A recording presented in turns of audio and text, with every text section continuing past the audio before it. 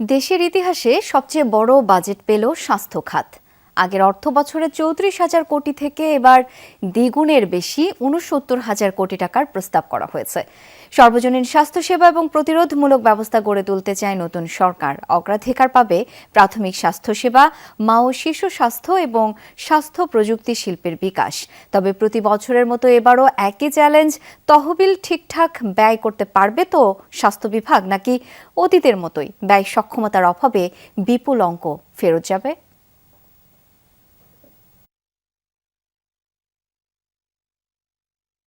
জিডিপির 1% দিচ্ছে, এটা বাংলাদেশের জন্য আমি বলবো যে এই বছরের জন্য এটা একটা যথেষ্ট ভালো বাজেট। তাহলে এখন কোশ্চেন যেটা, সেটা হচ্ছে যে এই বাজেটটা কি জন্য, আমি কোনটাকে ভালো বাজেট বলবো। আমি আশাবাদী যে এবার আমরা সেইভাবেই পরিকল্পনা এগোচ্ছি।